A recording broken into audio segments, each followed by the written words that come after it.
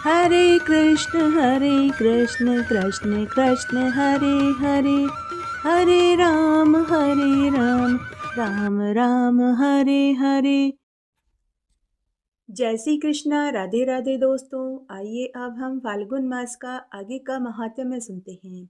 नारद जी कहते हैं कि लोमेश ऋषि के वचन सुनकर राजा इंद्रद्युम्न ने कहा कि हे मुनिवर, अब मैं आपको छोड़कर किसी दूसरे स्थान पर नहीं जाऊंगा। यहीं आपसे अनुग्रहित होकर अब मैं शिवलिंग की आराधना करूंगा, जो कि मनुष्य को सब प्रकार की सिद्धि प्रदान करता है। वक, गृध, कच्छप और उल्लूक ने भी ऐसा ही विचार प्रकट किया। मुनिवर लोमेश बड़े ही शरणागत वत्सल थे। उन सब लोगों पर दया करके उन्होंने शिव दीक्षा की विधि से उन्हें लिंग पूजन का पूरा उपदेश किया। सच ही कहा गया है कि साधु पुरुषों का समागम तीरथ से भी बढ़कर होता है। उसका परिपक्व फल तत्काल प्राप्त होता है तथा अपने दुरंत पापों का भी नाश करने वाला होता है। साधु सभा रूपी सूर्य का उदय कोई अद्भुत और अवर्चनीय प्रभाव रखता है, क्योंकि वह अंतःकरण में व्याप्त हुए अज्ञान अंधकार का अत्यंत विनाश करने वाला होता है। साधु समागम से प्रकट हुए आनंद में अमृत की सभी लहरें श्रेष्ठ है तथा वे सुधा, माधवी, शकरा और मधु के मीठी एवं 6 रसों से युक्त है। मार्कंडेय मुनि और राजा इंद्रद्युम्न आदि 6 मित्रों ने साधु संग पाकर शिव शास्त्र के अनुसार तप, स्वाध्याय और ईश्वर का ध्यान शुरू कर दिया। एक समय उनके तपस्या काल में ही लोमेश मुनि का दर्शन करने के लिए वे उत्सुक हो तीर्थ यात्रा के प्रसंग में वहां गया, क्योंकि तीर्थ यात्रा के प्रसंग से महापुरुषों के दर्शन के लिए जाना ही यात्रा का प्रधान उद्देश्य है। जिस भूभाग में संत महात्मा निवास करते हैं वही तीर्थ कहलाता है। नारद मुनि अर्जुन से आगे बोले कि हे अर्जुन, पूजन और आतिथ्य सत्कार होने के बाद जब मैं भली भांति विश्राम कर चुका, तब उन नाड़ी जंग आदि भक्तों ने प्रणाम करके मुझसे पूछा कि हे ब्राह्मण, मोक्ष साधन के लिए कौन सा स्थान है, कृपया हमें बताइए। उनके ऐसा पूछने पर मैंने उनसे कहा कि तुम लोग महासंवरत से यह बात पूछो, वे तुम्हें सब तीर्थों के फल की प्राप्ति करने वाले तीर्थ स्थान का पता बताएंगे। वे बोले कि हे देवऋषि नारद जी, योगी संवर जी कहाँ तपस्या करते हैं? यदि आप जानते हैं तो हमें बताइए। तब मैंने उनसे कहा कि संवर्त मुनि काशी में रहते हैं। उन्होंने गुप्त वेश धारण कर रखा है। वे नंगे रहते हैं और भिक्षा अन्न ही भोजन में करते हैं। दिन के दूसरे पहर की पिछली घड़ी और तीसरे पहर की पहली घड़ी को कुतब काल कहते हैं। उसके बाद ही वे निकलते हैं और हाथ में भिक्षा लेकर उसे भोजन करते हैं। उनके पास किसी प्रकार की वस्तु का कोई संग्रह नहीं है। वे प्रणव वाच्य पर ब्रह्म परमेश्वर का ध्यान करते रहते हैं। सायकाल वन में रहते हैं, किंतु कोई भी मनुष्य उन योगीश्वर संवर जी को पहचान नहीं पाता। न पहचानने का एक कारण है, उन्हीं के जैसे वेश और चिन्ह धारण करने वाले दूसरे लोग भी वहां रहते हैं। मैं एक ऐसा लक्षण तुम्हें बताता हूँ जिससे तुम लोग संवर जी को पहचान जाओगे। रात को उस चौड़ी सड़क पर जो नगर के मध्य से होकर निकलती है, तुम लोग एक मुर्दा लाकर जमीन पर इस ढंग से रखना जिससे दूसरे को उसका पता न चले और स्वयं उससे दूरी पर खड़े रहना। जो कोई भी उस भूमि के निकट तक आकर सहसा लौट पड़े तो समझ जाना कि वही संवर्त मुनि है। ये मुर्दे को शल्य समझकर उसे लांघकर नहीं जाते। यह एक संशय रहित पहचान है। इस प्रकार जब संवर जी मिल जाए तब विनीत भाव से उनकी शरण में जाकर उनसे अपनी इच्छा के अनुसार प्रश्न करना। यदि वे तुमसे पूछे कि मेरा पता तुम्हें किसने बताया, तो मेरा नाम प्रकट कर देना। मेरी बात सुनकर उन सब ने वैसा ही किया। काशीपुरी में पहुंचकर मेरे बताए अनुसार संवर्त को देखा। उनके रखे हुए शव को देखकर संवर्त जी भूख से व्याकुल होने पर भी सहसा लौट पड़े। तब वे उन्हें पहचान कर शीघ्रता पूर्वक उनके पीछे पीछे गए। सड़क पर चलते हुए संवर्त मुनि को पुकार करके कहा, हे ब्राह्मण, क्षण भर के लिए खड़े तो हो जाइए। परंतु वे उन्हें फटकारते हुए चले गए। साथ ही यह भी कहते गए कि अरे तुम सब लोग लौट जाओ। भागते भागते जब वे बहुत दूर तक चले गए, तब एक स्थान पर रुककर पूछा कि किसने तुम्हें मेरा पता बताया, शीघ्र बताओ। तब उन्होंने कांपते हुए उत्तर दिया कि देव ऋषि नारद मुनि ने हमें आपका पता बताया है। तब समर्थ मुनि ने पुनः मार्कंडे से कहा कि मेरे रास्ते का शल्य हटा दो, मैं भूखा हूँ, पुनः पुरी में भिक्षा के लिए जाऊंगा। तुम्हारा प्रश्न क्या है उसे भी कहो। वे बोले कि हे महामुनि, हम आपकी शरण में आए हैं, कृपया हमें ऐसा कोई उपाय बताइए जिससे हम लोग आपके अनुग्रह से मोक्ष को प्राप्त कर सकें। जिस तीर्थ में जाकर मनुष्य सब तीर्थों का फल प्राप्त कर लेता है, उसका नाम बताइए, जिससे हम सब लोग वहां जाकर तीर्थ स्नान करके मोक्ष को प्राप्त हो सकें। तब समर्थ मुनि ने कहा कि स्वामी कार्तिकेय तथा नव दुर्गाओं को नमस्कार करके मैं तुम लोगों को सर्वोत्तम तीर्थ का परिचय देता हूँ। उस तीर्थ का नाम है महिसागर संगम। ये परम बुद्धिमान नृपश्रेष्ठ इंद्रधुम्न जब यहाँ यज्ञ करते थे, तब इनके द्वारा यह पृथ्वी 2 अंगुल ऊंची कर दी गई थी। उस समय जैसे गीले काठ के तपने पर उससे पानी चूता है, उसी प्रकार यज्ञ अग्नि द्वारा तपती हुई पृथ्वी से जल का स्रोत टपकने लगा। उस जल राशि को समस्त देवताओं ने नमस्कार किया। वही मही नामक नदी है। पृथ्वी पर जो कोई भी तीर्थ है, उन सब के जल से उत्पन्न सार रूप मही नदी का जल माना गया है। मालवा नामक देश से मही नदी उत्पन्न हुई थी, दक्षिण समुद्र में जाकर मिल गई। उसके दोनों तट परम पुण्यमय तीर्थ कहलाते हैं। वह सबके लिए कल्याणमयी है। पहले तो महानदी मही स्वयं ही सर्व तीर्थमयी है। फिर जहाँ सरिताओं के स्वामी समुद्र से उसका संगम हुआ, उस तीर्थ के विषय में कहना ही क्या। काशी, कुरुक्षेत्र, गंगा, नर्मदा, सरस्वती, तापी, पयोष्णी, निर्विद्या, चंद्रभागा, इरावती, कावेरी, सरयू, गंडकी, नैमिषारण्य, गया, गोदावरी, अरुणा, वरुणा तथा अन्य जो 20,600 नदियां इस पृथ्वी पर विद्यमान हैं, उन सबके सार तत्व से मही नदी का जल प्रकट हुआ है। पृथ्वी के सब तीर्थों में स्नान करने से जिस फल की प्राप्ति होती है, वही फल महिसागर संगम में स्नान करने से ही प्राप्त हो जाती है। स्वामी कार्तिकेय का भी इस विषय में ऐसा ही कहना है। यदि तुम लोग किसी एक स्थान पर उस तीर्थ का संयोग चाहते हो, तो परम पुण्य में महिसागर संगम तीर्थ में जाओ। मैंने भी पहले बहुत वर्षों तक वहां निवास किया है। यहाँ नारद जी के भय से आकर रहता हूँ। महिसागर संगम में नारद जी मेरे साथ ही रहते थे। इधर की बातें उधर देने का गुण उनमें विशेष रूप से है। इन दिनों राजा मरुत मुझे ढूंढने का प्रयास कर रहे हैं। नारद मुनि उन्हें मेरा पता अवश्य बता देंगे।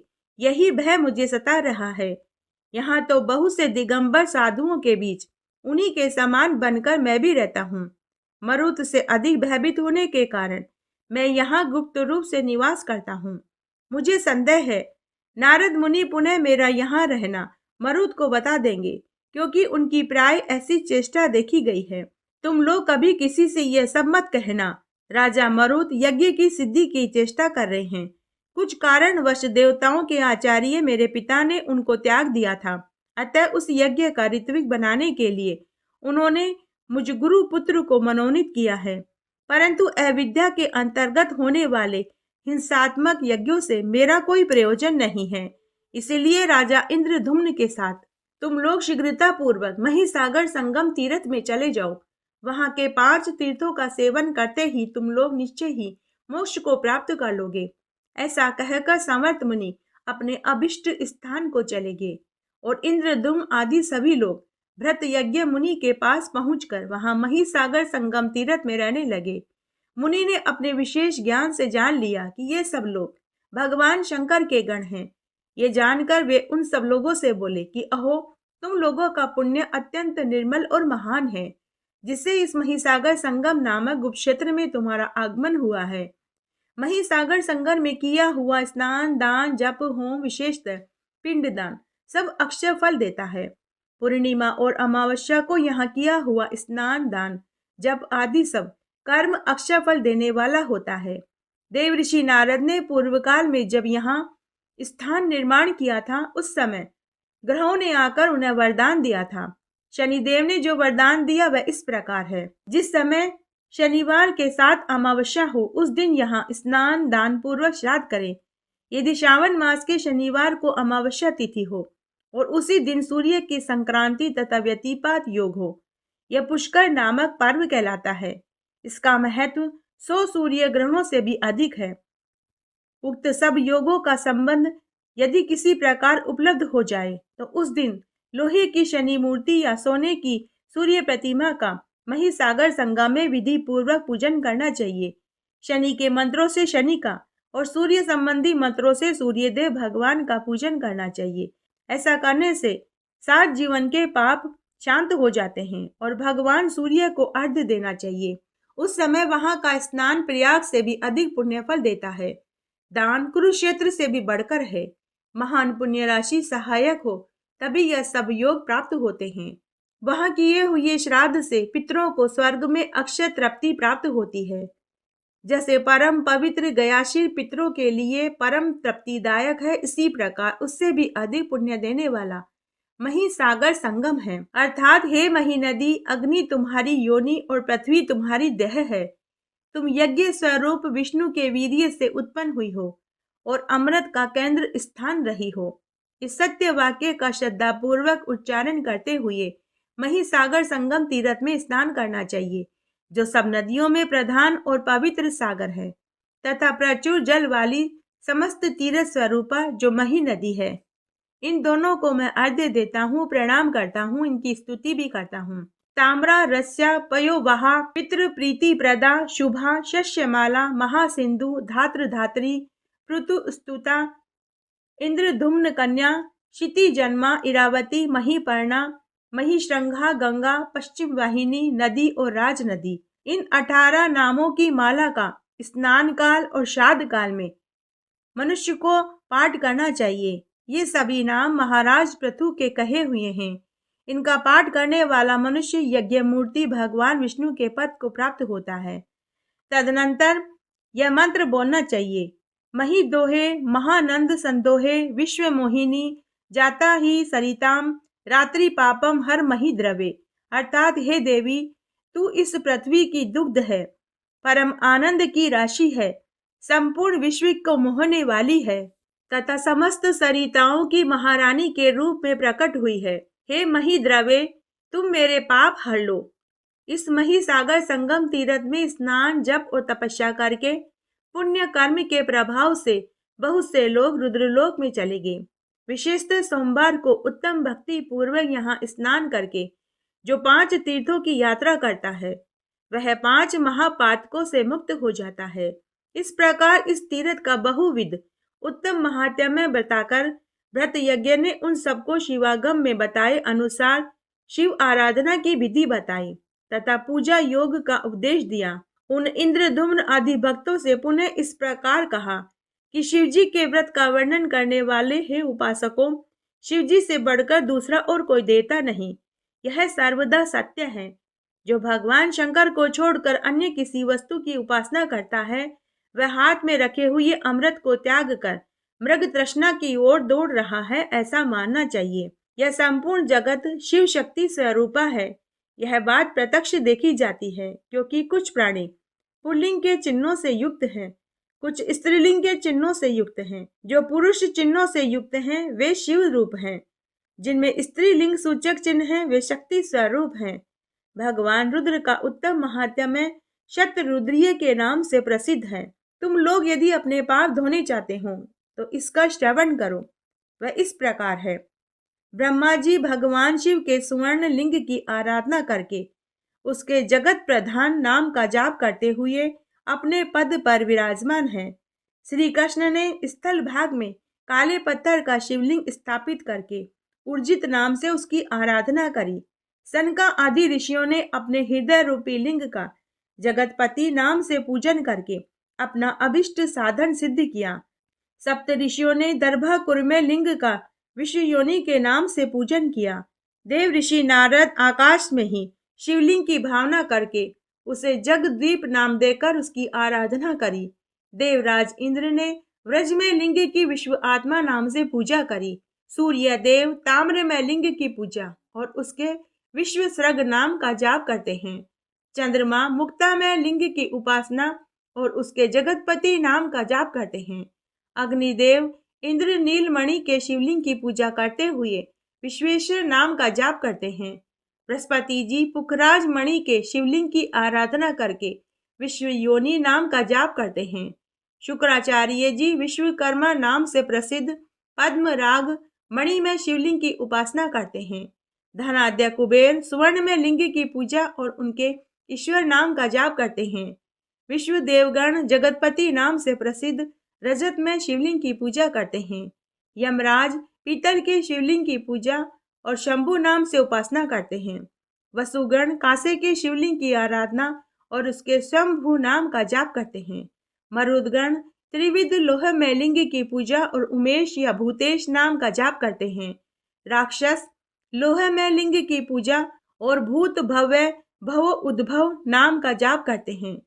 गुहाक गण शीशे के शिवलिंग की पूजा और योग नाम का जाप करते हैं। जगी शव्य मुनि ब्रह्मंध में शिवलिंग की उपासना और योगेश्वर नाम का जाप करते हैं। राजा निमि सबके युगल नेत्रों में ही शिवलिंग की भावना करके उसकी आराधना करते हैं और सर्व नाम का जाप करते हैं। धन्वंतरी सर्व लोकेश्वर नाम से प्रसिद्ध गोमय लिंग की उपासना करते हैं। गंधर्व गण लकड़ी के शिवलिंग की पूजा और सर्वश्रेष्ठ नाम का जाप करते हैं। श्री रामचंद्र जी ज्येष्ठ नाम का जप करते हुए वेदुर में शिवलिंग की पूजा करते हैं। बाणासुर मरकत मणि में शिवलिंग की पूजा और वशिष्ठ नाम की पूजा करते हैं। वरुण जी परमेश्वर नाम से प्रसिद्ध स्फटिक मणि शिवलिंग की पूजा करते हैं। नागगण मूंगे के शिवलिंग की उपासना और लोक त्र्यंबकर नाम का जाप करते हैं। सरस्वती देवी शुद्ध मुक्ता में शिवलिंग की पूजा और लोक त्राश्रित नाम का जाप करती है। शनिदेव शनिवार की अमावस्या को आधी रात के समय महिसागर संगम में आवर्त में शिवलिंग की पूजा और जगन्नाथ नाम का जाप करते हैं। रावण चमेली के फूल का शिवलिंग बनाकर पूजा करते हैं और सूरदर्जय नाम का जाप करते हैं। सिद्धगण मानसिंह लिंग की उपासना और काम मृत्यु जरातिंग नाम का जाप करते हैं। राजा बलि यज्ञ में लिंग की आराधना और ज्ञान आत्मा नाम का जाप करते हैं। मरीचि और महर्षि पुष्प में शिवलिंग की उपासना और ज्ञान गम्य नाम का जाप करते हैं। सत्कर्म करने वाले देवता शुभ कर्म में लिंग की पूजा करते हैं और ज्ञान ज्ञ नाम का जाप करते हैं। फेन पीकर रहने वाले महर्षि फेनिज लिंग की उपासना और सुदुविद नाम का जाप करते हैं। कपिल जी वरद नाम का जाप करते हुए बालूका में शिवलिंग का पूजन करते हैं। सरस्वती पुत्र सारस्वत मुनि वाणी में शिवलिंग की उपासना करते हुए वागीश्वर नाम का जाप करते हैं। शिवगण भगवान शिव के मूर्ति में लिंग की उपासना करते हुए रुद्र नाम का जाप करते हैं। देवता लोग जाम्बूनद सुवर्ण में लिंग की आराधना और शीति कंठ नाम का जाप करते हैं। बुद्ध कनिष्ठ नाम का जाप करते हुए शंख में शिवलिंग की पूजा करते हैं। दोनों अश्वनी कुमार सुवेधा नाम से प्रसिद्ध मृतिका में शिवलिंग की पूजा करते हैं। गणेश जी आटे का शिवलिंग बनाकर कपर्दी नाम से उनकी पूजा करते हैं। मंगल मक्खन के शिवलिंग की पूजा करते हैं और कराल नाम से उपासना करते हैं। गरुड़ जी ओदन में शिवलिंग की उपासना और हरियश नाम से उपासना करते हैं। कामदेव गुड़ के शिवलिंग की पूजा करते हैं और रतीद नाम से उपासना करते हैं। शची देवी लवण में शिवलिंग की आराधना और भ्रभुकेश नाम का जाप करती है। विश्वकर्मा प्रसाद में शिवलिंग बनाकर याम्य नाम से उसकी उपासना करते हैं। विभीषण धूली में शिवलिंग की पूजा और सुहत्तम नाम से जाप करते हैं। राजा सगर वंशाकुर में शिवलिंग की पूजा और सगत नाम का जाप करते हैं। राहु हींग में लिंग की उपासना और गम्य नाम का कीर्तन करते हैं। लक्ष्मी देवी लैप्य लिंग का पूजन तथा हरि नेत्र नाम का जाप करती है।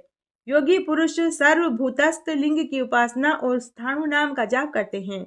मनुष्य नानाविध लिंग का पूजन और पुरुष नाम का जाप करते हैं। नक्षत्र तेजो में लिंग का पूजन और भग और भास्वर नाम का जाप करते हैं। किन्नर गण धातु में लिंग का पूजन और सुदीप्त नाम का जाप करते हैं। ब्रह्म राक्षस गण अस्थि में लिंग का पूजन और देव देव नाम का जाप करते हैं। चारण लोग दंत में लिंग का पूजन और रनहस नाम का जाप करते हैं। साध्य गण सप्त लोक में लिंग का पूजन और बहुरूप नाम का जाप करते हैं। ऋतुएं दुर्वा कुर्मे लिंग का पूजन और सर्वनाम का जाप करते हैं। अप्सराएं कुमकुम लिंग का पूजन और आभूषण नाम का जाप करती हैं। उर्वशी सिंदूर में लिंग का पूजन और प्रियवासन नाम का जाप करती है।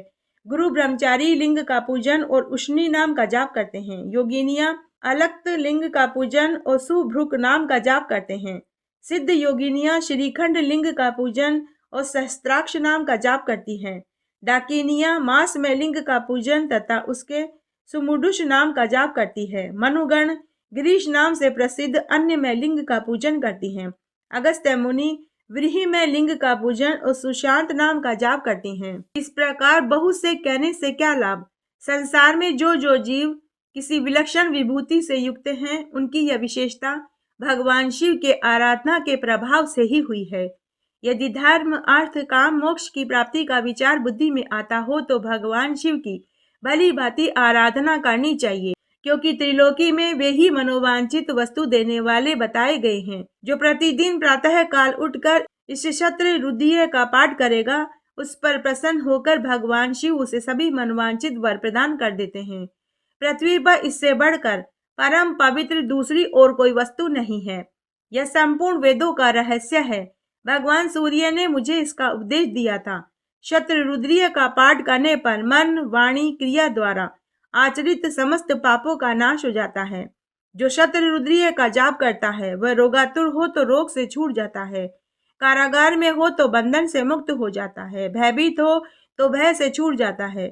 इन 100 नामों का उच्चारण करके विद्वान उतने ही फूलों के द्वारा भगवान शिव की पूजा करता है और 100 बार प्रणाम करता है तो वह सब प्रकार के पातकों से मुक्त हो जाता है। और 100 इन लिंगों के नाम ये सभी संपूर्ण दोषों का नाश करने वाले बताए गए हैं। विशेषकर इस मही तीर्थ के इन 5 लिंगों के समक्ष जो इस शस्त्र रुद्रीय का पाठ करेगा वह पंच विषय जनित दोषों से मुक्त हो जाएगा। नारद मुनि कहते हैं कि हे अर्जुन, उस गुप्त क्षेत्र में शंकर जी के आराधना का यह महात्म्य सुनकर इंद्रदुम्न आदि भक्त बड़े प्रसन्न हुए और पंचलिंगों की आराधना करते हुए भगवान शिव के ध्यान में तत्पर रहने लगे। इस तरह बहुत सा समय बीत गया। तब बहुत सा समय बीत जाने पर भगवान शंकर ने उन्हें प्रत्यक्ष दर्शन दिए और इस प्रकार कहा कि हे वक, उलूक, गृध्र, कच्छप और हे राजा इंद्रदुम्न, तुम लोग मेरी सामीप्य मुक्ति को प्राप्त होकर मेरे ही लोक में निवास करोगे। लोमेश और मार्कंडेय मुनि जीवन मुक्त होंगे। भगवान शिव के ऐसा कहने पर राजा इंद्रदुम्न ने महाकाल से पूर्व की और इंद्रदुम्नेश्वर नामक शिवलिंग की स्थापना करी। उस तीर्थ के गुणों को जानकर राजा ने वहां चिर स्थायिनी कीर्ति करने की इच्छा से परम सुंदर अविचल शिवलिंग की स्थापना करी। शिवजी ने कहा कि जो इस इंद्रदुम्नेश्वर लिंग की पूजा करेगा वह मेरा गण होगा और मेरे ही लोक को प्राप्त होगा। ऐसा कहकर भगवान चंद्रशेखर उन 5 के स्थान रुद्रलोक को चले गए और वे सब के सब पुनः शिवजी के गण हो गए। राजा इंद्रदुम्न ऐसे प्रभावशाली थे जिन्होंने यज्ञ करते हुए इस मही नदी को प्रकट किया था। इस प्रकार यह मही सागर संगम अत्यंत ही पुण्यदायक तीर्थ है। हे कुंती नंदन, इस तीर्थ का महात्म्य मैंने तुम्हें संक्षेप में कहा है। जो मनुष्य यहाँ संगम में स्नान करके इंद्रदुम्नेश्वर का पूजन करता है उसका निवास शिव धाम होता है, जहाँ पार्वती वल्लभ भगवान महेश्वर विराजमान है। यह लिंग सब प्रकार के बंधनों का नाशक तथा गण आधीश का पद प्रदान करने वाला है, क्योंकि राजा ने सब प्रकार के बंधनों को त्याग करके ही इस लिंग की स्थापना करी थी। नारद मुनि आगे बोले कि हे अर्जुन, इस प्रकार इस उत्तम संगम का पुण्यदायक महात्म्य मैंने तुमसे कहा तथा इंद्रदुम्नेश्वर की भी पुण्य उत्पादक महिमा का वर्णन किया। जो इस पाठ का पठन पाठन करता है उसको महान फल की प्राप्ति होती है।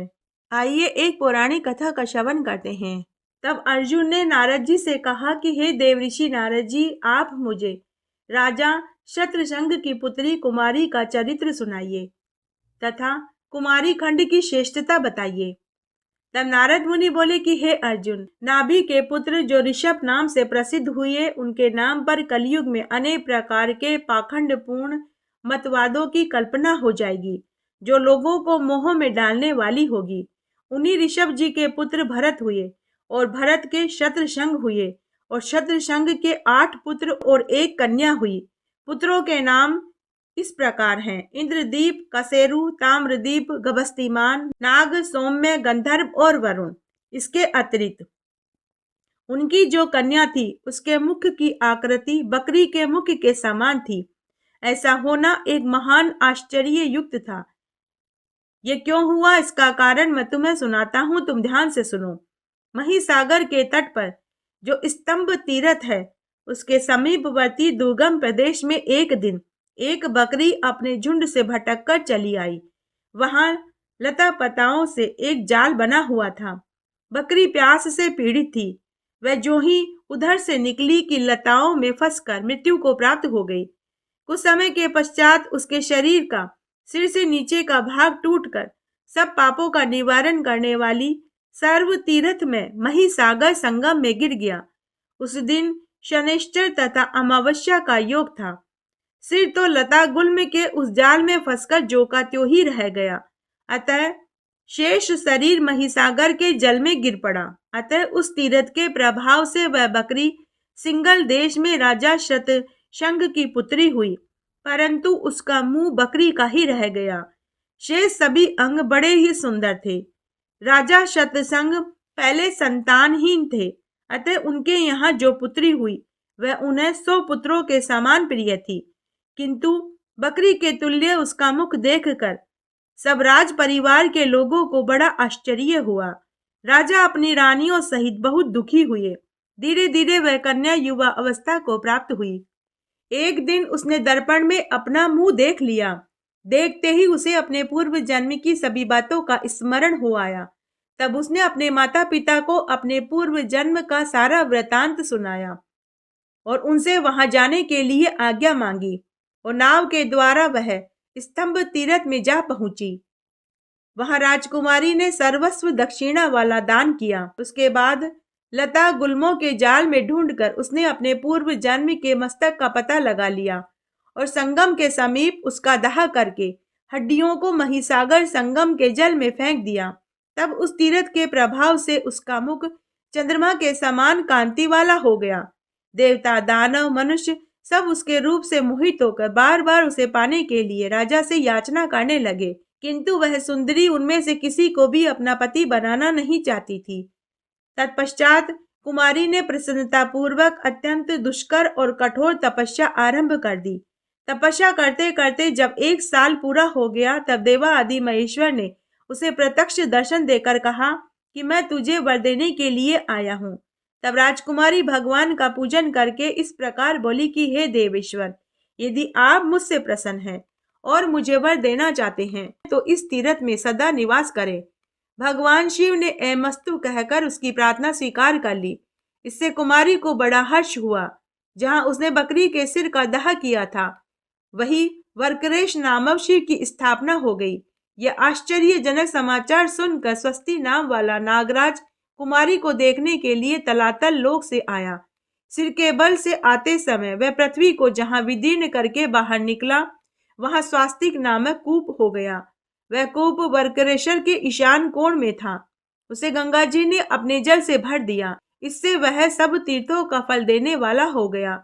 वह शिवलिंग को स्थापित देखकर भगवान शिव ने प्रसन्न होकर वरदान दिया कि जिनके शव का यहाँ दाह होगा और दाह करके महिसागर संगम में जिनकी हड्डियां डाली जाएगी, वे दीर्घ काल तक स्वर्ग में निवास करने के पश्चात पुनः इस लोक में लौटकर चक्रवर्ती राजा होंगे। जो मनुष्य महिसागर संगम के जल में स्नान करके भक्ति भाव से भगवान वर्कुरेश्वर का पूजन करता है, उसके सभी मनोरथ सफल हो जाते हैं। कार्तिक कृष्ण चतुर्दशी को जो मनुष्य श्रद्धा पूर्वक इस कूप में स्नान और अपने पितरों का तर्पण करके वर्कुरेश्वर का पूजन करेगा, वह सब पापों से छूट जाएगा। ऐसा वरदान पाकर वह पुनः सिंगल देश में लौट आई और अपने पिता से वहां का सारा वृत्तांत निवेदन किया। यह सुनकर राजा शतशंग तथा अन्य सभी लोग बड़े विस्मय को प्राप्त हुए। सबने उस महातीर्थ का गुणगान किया। उसके प्रति आदर का भाव रखकर वहां की पैदल यात्रा करी। उस तीर्थ में स्नान करके अनेक प्रकार के दान करके वे लोग पुनः सिंगलदीप लौट आए। तीर्थ की अद्भुत महिमा जानकर उन्हें बड़ी प्रसन्नता हुई। ओम जय शिव ओंकारा, स्वामी हर शिव ओंकारा, ब्रह्मा विष्णु सदा शिव, बोले भोलेनाथ सदा शिव अर्धांगी धारा। ओम हरे हरे हरे महादेव। एकानन चतुरानन पंचानन राजे शिव पंचानन राजे। हंसासन गरुड़ासन हंसासन गरुड़ासन वृषवाहन साजे। ओम हर हर हर महादेव। दो भुज चार चतुर्भुज 10 भुज अति सोवे शिव 10 भुज अति सोवे। तीनों रूप निरखता त्रिभुवन जन मोहे। ओम हर हर हर महादेव।